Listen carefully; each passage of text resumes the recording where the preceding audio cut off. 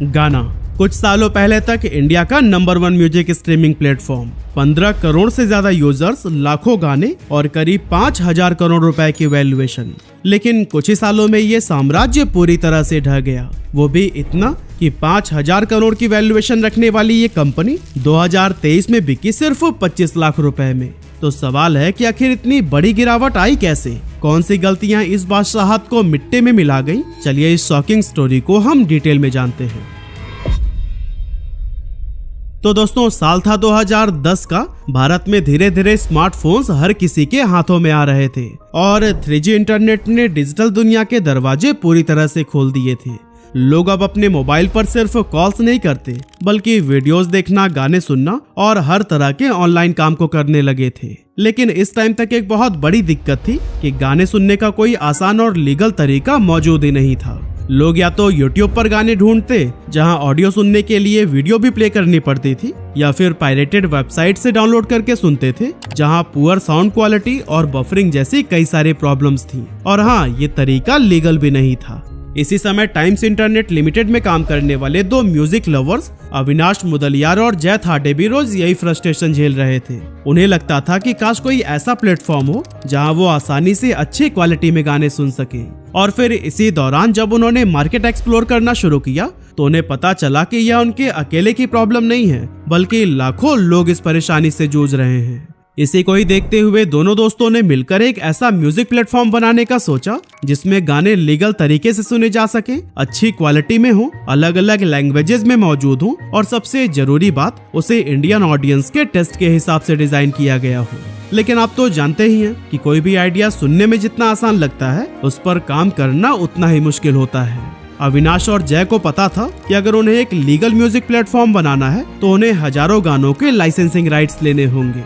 और ये काम ना सिर्फ मुश्किल था, बल्कि इसमें बहुत सारा पैसा भी लगता, जो कि उनके पास में नहीं था। इसीलिए अविनाश और जय ने अपना आइडिया टाइम्स इंटरनेट की सीनियर टीम के सामने रखा। और दोस्तों, कमाल ये हुआ कि सीनियर मैनेजमेंट को ये कॉन्सेप्ट तुरंत पसंद आ गया। उन्हें लगा कि अगर सही एग्जीक्यूशन हुआ तो ये भारत का सबसे बड़ा म्यूजिक प्लेटफॉर्म बन सकता है। बस फिर क्या था, टाइम्स इंटरनेट ने इस प्रोजेक्ट पर काम करने के लिए अपना टेक्निकल और फाइनेंशियल सपोर्ट देते हुए हरी झंडी दे दी। और इस तरह से कई महीनों की मेहनत के बाद आखिरकार अप्रैल 2010 में गाना वेबसाइट लॉन्च हुआ।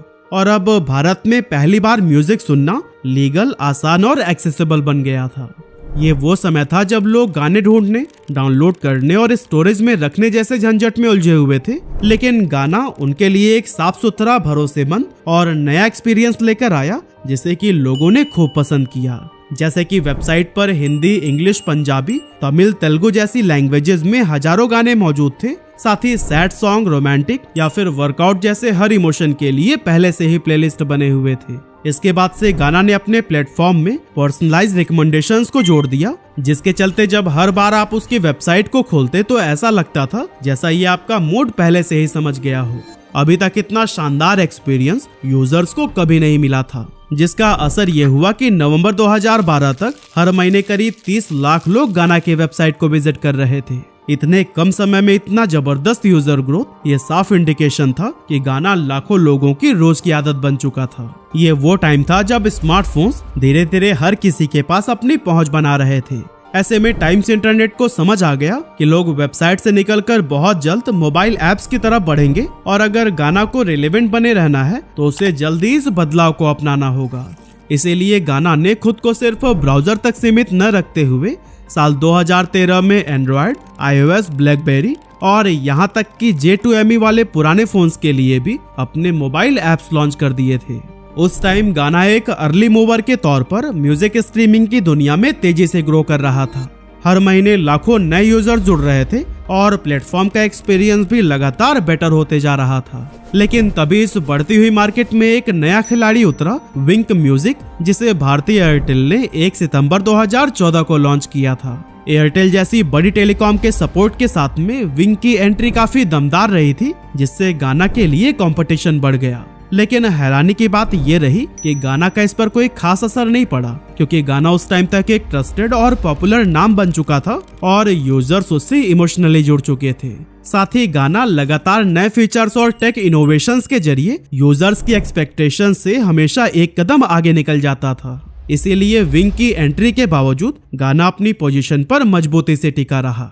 इसके बाद 2015 में स्मार्टफोन जायंट माइक्रोमैक्स भी मैदान में उतरा और गाना.com में स्टेक एक्वायर कर लिए, जिसके बाद उसने अपने नए फोन्स में गाना ऐप को प्री इंस्टॉल करना शुरू कर दिया। अब उस टाइम माइक्रोमैक्स के लो कॉस्ट स्मार्टफोन्स काफी पॉपुलर हो रहे थे और लोग बड़ी संख्या में इसे खरीद रहे थे। ऐसे में जब भी कोई नया यूजर अपना पहला स्मार्टफोन खरीदता तो उसे वहां पहले से ही एक ready to use music app मिल जाता, जिसमें उसकी लैंग्वेज और पसंद के हिसाब से लाखों ऑप्शंस मौजूद थे, वो भी बिल्कुल फ्री। इस तरह से गाना और भी ज्यादा स्ट्रॉन्ग होता चला गया। लेकिन फिर इसी बीच 2016 में रिलायंस ने जियो को लॉन्च कर दिया और इसके आते ही इंडिया में एक बड़ा डिजिटल बदलाव आया।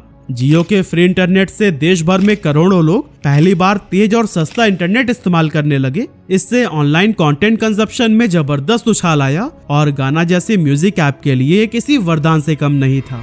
अब ज्यादा से ज्यादा लोग गाना पर सॉन्ग सुनने लगे और ऐप्स के डाउनलोड्स भी कई गुना बढ़ गए। लेकिन ठीक तभी 2017 में जियो ने एक ऐसा दांव खेला जिसने गाना की नींद उड़ा दी। असल में जियो ने अपना खुद का म्यूजिक स्ट्रीमिंग प्लेटफॉर्म जियो सावन को लॉन्च कर दिया था। अब पहले से ही टेलीकॉम मार्केट में अपना दबदबा बना चुकी जियो ने जब अपने फ्री डेटा प्लान के साथ में जियो सावन को भी देना शुरू कर दिया तो फिर लाखों लोग धीरे धीरे गाना छोड़कर जियो सावन की तरफ जाने लगे। लेकिन इस कंपटीशन से लड़ने के लिए गाना भी शांत नहीं बैठा, बल्कि कई सारे नए फीचर्स दिए और एक्सपेरिमेंट करता गया। जैसे 2017 में ही कंपनी ने 2 मेजर स्टेप्स लिए, जिनमें पहला था गाना ओरिजिनल्स को लॉन्च करना। असल में इसको शुरू करने का मकसद था कि वो सिर्फ बॉलीवुड फिल्मों के गानों पर निर्भर न रहकर खुद का ओरिजिनल म्यूजिक तैयार करेंगे, जो सिर्फ गाना पर ही सुनने को मिलेगा। इसके लिए गाना ने कई पॉपुलर बॉलीवुड और रीजनल आर्टिस्ट के साथ में पार्टनरशिप की और उनके साथ मिलकर नॉन फिल्म सॉन्ग्स बनाए। इस तरह से हर हफ्ते एक नया गाना लॉन्च होता था, जो कि गाना ऐप के अलावा बाकी किसी भी प्लेटफॉर्म पर अवेलेबल नहीं था। इससे यूजर्स को ऐप खोलने का एक नया रीजन मिल गया। साथ ही गाना को एक म्यूजिक स्ट्रीमिंग ऐप से बढ़कर एक म्यूजिक प्रोड्यूसर के रूप में पहचान मिली। इस इनोवेशन का असर ये हुआ कि लॉन्च के पहले ही 5 हफ्तों में गाना ओरिजिनल्स को 20 मिलियन से भी ज्यादा बार स्ट्रीम किया गया था, जो बढ़ते कंपटीशन के बीच अपने आप में एक बड़ी कामयाबी थी। इसके अलावा कंपनी का दूसरा स्टेप था गाना प्लस को लॉन्च करना, क्योंकि अब तक ये एक फ्री म्यूजिक स्ट्रीमिंग प्लेटफॉर्म था और ज्यादातर यूजर्स एड सपोर्टेड वर्जन का इस्तेमाल कर रहे थे। लेकिन कंपटीशन को देखते हुए गाना ने अपने बिजनेस मॉडल को फ्यूचर रेडी बनाने की तैयारी शुरू कर दी, क्योंकि उसे पता था कि सिर्फ एड बेस्ड कमाई पर टिके रहना अब लॉन्ग टर्म में फायदेमंद नहीं है। इसीलिए उसने अपना सब्सक्रिप्शन मॉडल गाना प्लस को भी लॉन्च कर दिया। इस प्लान के तहत यूजर्स को ad free music experience, high quality audio, offline downloads और अनलिमिटेड स्किप जैसी प्रीमियम सर्विसेज मिलती थी। इसका मंथली सब्सक्रिप्शन सिर्फ 99 रुपए और एनुअल प्लान लगभग 999 रुपए में मिलता था। अब यहाँ तक देखें तो गाना के लिए सब कुछ काफी स्मूथ चल रहा था, लेकिन फिर आया साल 2018 जब अमेजन प्राइम म्यूजिक ने भारत में एंट्री ले ली एंड अब कंपटीशन और भी ज्यादा टफ हो गया। हालांकि शुरुआत में इसका असर गाना पर ज्यादा नहीं पड़ा, क्योंकि अमेजन का फोकस प्राइम मेंबर्स को एडिशनल वैल्यू देना था, न कि प्योर म्यूजिक एक्सपीरियंस। साथ ही उस समय अमेजन प्राइम म्यूजिक की लाइब्रेरी भी बहुत लिमिटेड थी और उसका यूआई भी उतना एंगेजिंग नहीं था। इसीलिए अमेजन प्राइम म्यूजिक ने कुछ यूजर्स को अट्रैक्ट जरूर किया, लेकिन जो लोग म्यूजिक को दिल से सुनते थे उनके लिए अब भी गाना ही पहली पसंद बना रहा। शायद यही रीजन था कि इन्वेस्टर्स को भी गाना में एक मजबूत पोटेंशियल नजर आने लगा और इसी भरोसे की ही एक बड़ी मिसाल देखने को मिली फरवरी 2018 में, जब चीन की टेक जायंट कंपनी टेंसेंट ने गाना में $115 मिलियन का इन्वेस्टमेंट किया। टेंसेंट ने गाना में करीब 34% की हिस्सेदारी खरीद ली थी, जिसके बाद प्लेटफॉर्म की वैल्यूएशन अगले 2 सालों में $500 मिलियन के भी ऊपर पहुंच गई। इस फंडिंग से गाना ने न सिर्फ अपने टेक और एआई रिकमेंडेशंस को इम्प्रूव किया, बल्कि एग्रेसिवली मार्केटिंग कैंपेन शुरू किए और रीजनल कंटेंट्स पर भी पहले से ज्यादा ध्यान देना शुरू कर दिया। और दोस्तों, इन सभी डेवलपमेंट्स का असर भी बहुत ही जल्द दिखने लगा, क्योंकि अप्रैल 2019 में गाना ने ऑफिशियली अनाउंस किया कि उसने 100 मिलियन मंथली एक्टिव यूजर्स का आंकड़ा पार कर लिया है और ये अचीवमेंट हासिल करने वाला यह इंडिया का पहला म्यूजिक ऐप था। हालांकि गाना की लिंक्डइन प्रोफाइल के मुताबिक एक समय ऐसा भी था जब उसके पास 150 मिलियन से भी ज्यादा मंथली एक्टिव यूजर्स थे। लेकिन ये दौर ज्यादा दिनों तक नहीं टिक पाया, क्योंकि 2019 से कंपटीशन अचानक बहुत तेज हो गया। सबसे पहले 2019 में स्पॉटिफाई ने इंडिया में एंट्री ली और एक पल में ही मार्केट का पूरा मूड बदल दिया, क्योंकि ये एक ग्लोबल जायंट था जो अपने साथ एक प्रीमियम और इंटरनेशनल स्टैंडर्ड्स का एक्सपीरियंस लेकर आया था। खासकर बड़े शहरों के यूथ के बीच में इसका जबरदस्त क्रेज देखने को मिला, क्योंकि इसका स्लीक यूजर इंटरफेस, बेहतरीन AI बेस्ड रिकमेंडेशंस और ग्लोबल म्यूजिक कलेक्शंस लोगों को अट्रैक्ट करने के लिए काफी था। अभी गाना की टीम इस प्रॉब्लम से निपटने के बारे में सोच ही रही थी कि तभी उसी साल YouTube ने भी अपना YouTube म्यूजिक ऐप लॉन्च कर दिया। अब YouTube तो पहले से ही भारत में हर घर में जाना पहचाना नाम था, इसीलिए YouTube म्यूजिक ऐप को भी काफी बढ़िया रिस्पांस मिला और उसने कंपटीशन को और भी ज्यादा बढ़ा दिया। हालांकि इसके बावजूद गाना ने हार नहीं मानी और अपने यूजर्स को खुद से जोड़े रखने का एक भी मौका हाथ से नहीं जाने दिया।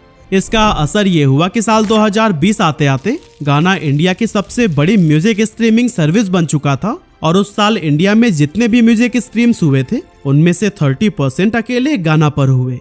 ये सिर्फ एक डेटा नहीं बल्कि इस बात का भी सबूत था कि चाहे मार्केट में कितने भी नए खिलाड़ी क्यों ना आ जाएं, गाना अपने लॉयल देसी लिसनर्स की लिस्ट में टॉप पर था। लेकिन दोस्तों, इस कामयाबी की कंपनी को एक बहुत बड़ी कीमत भी चुकानी पड़ रही थी।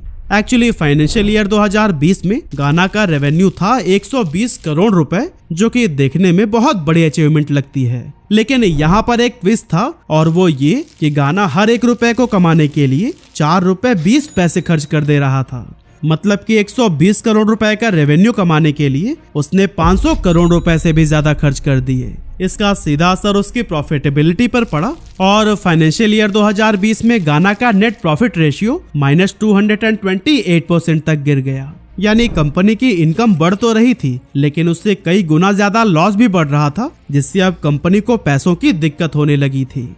ऐसे में गाना को बहुत जल्दी फंडिंग की जरूरत थी ताकि ऑपरेशंस को सस्टेन किया जा सके और लॉसेस मैनेज हो सके। लेकिन तभी 2020 में उसे एक ऐसा झटका लगा जिसने गाना की हालत और भी ज्यादा खराब कर दी। असल में बॉर्डर टेंशन के बाद इंडियन गवर्नमेंट ने बैन लगा दिया था कि कोई भी चाइनीज कंपनी इंडिया में इन्वेस्ट नहीं कर पाएगी। अब गाना का सबसे बड़ा इन्वेस्टर टेंसेंट भी एक चाइनीज कंपनी था जो गाना में और ज्यादा पैसा इन्वेस्ट करना चाहता था, लेकिन उसे गवर्नमेंट से अप्रूवल से नहीं मिले। ऐसे में गाना को सिर्फ टाइम्स इंटरनेट या किसी नए इंडियन इन्वेस्टर पर डिपेंडेंट रहना पड़ा। लेकिन कोई भी नया इन्वेस्टर एक लॉस मेकिंग कंपनी में अपना पैसा क्यों ही डालता भाई। गाना अभी तक फंडिंग क्राइसिस की मार से उबरने की कोशिश कर ही रहा था कि तभी 2020 में पेंडेमिक ने दस्तक दे दी। ये सिर्फ एक हेल्थ क्राइसिस नहीं बल्कि एक इकोनॉमिक साइक्लोन था जिसने करोड़ों कंपनियों की कमर तोड़ दी और गाना भी उनमें से ही एक था।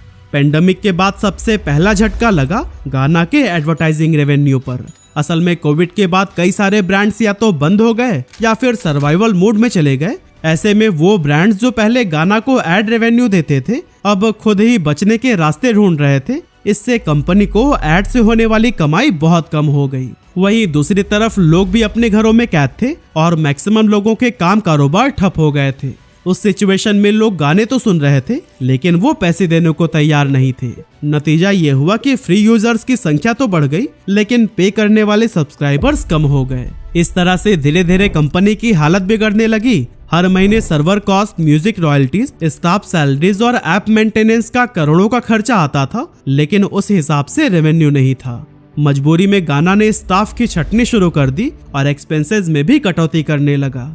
इस वजह से गाना अब वो क्वालिटी नहीं प्रोवाइड कर रहा था जो पहले किया करता था, जिसके चलते सोशल मीडिया पर ऐप से रिलेटेड काफी प्रॉब्लम्स आने लगे। जैसे सॉन्ग लोड नहीं हो रहे थे, ऑफलाइन डाउनलोड्स नहीं चल रहे थे या फिर ऐप हैंग से रिलेटेड प्रॉब्लम्स। लेकिन इन सभी प्रॉब्लम्स पर कंपनी ने कोई खास एक्शन नहीं लिया और फिर आया वो दिन जब गाना के सबसे लॉयल यूजर्स ने भी उनसे नाता तोड़ लिया। असल में सितंबर 2022 में गाना ने बिना किसी वार्निंग के अपनी पूरी फ्री सर्विस ही बंद कर दी थी।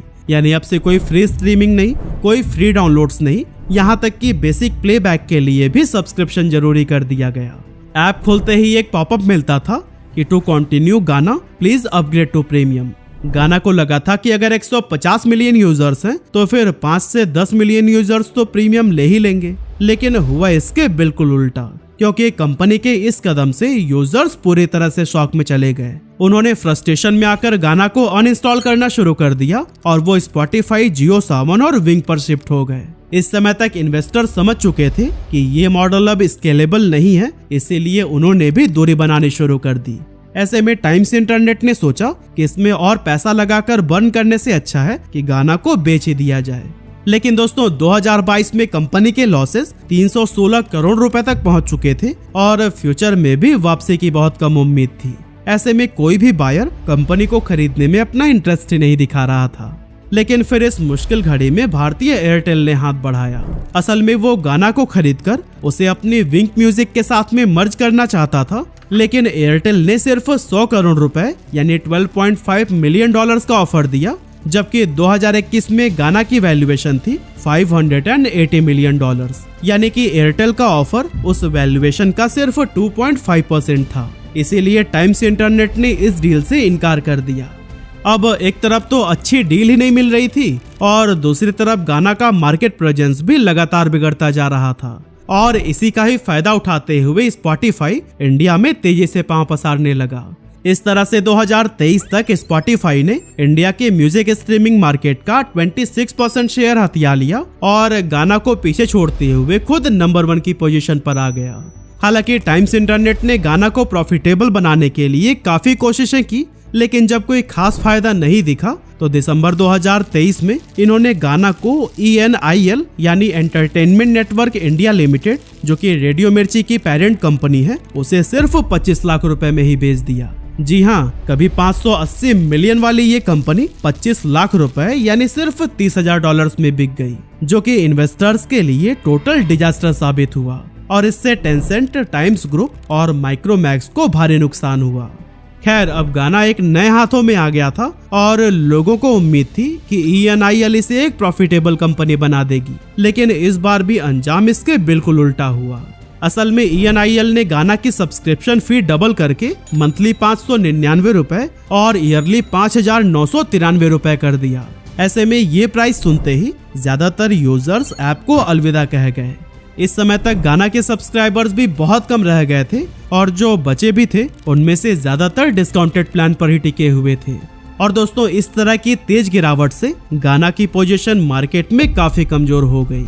लेकिन दोस्तों, ENIL अभी भी गाना को जीवित करने की पूरी कोशिश कर रहा है। जैसे कि 2024 में इसने महिंद्रा एंड महिंद्रा के साथ में हाथ मिलाया है। इस पार्टनरशिप के जरिए अब महिंद्रा की नई इलेक्ट्रिक SUVs जैसे BE6 और XUV E9 में गाना ऐप पहले से ही इंस्टॉल मिलेगा, और वो भी किसी बेसिक वर्जन के साथ में नहीं, बल्कि Dolby Atmos supported high quality 3D sound experience के साथ, ठीक कुछ वैसा जैसे बड़े बड़े लग्जरी कार्स में होता है। साथ ही ENIL अब गाना को मिर्ची प्लस के रूप में रीब्रांड करने की तैयारी में भी है। मतलब कि अब मिर्ची के रेडियो शोज, पॉडकास्ट और एंटरटेनमेंट को गाना के साथ में जोड़ा जाएगा।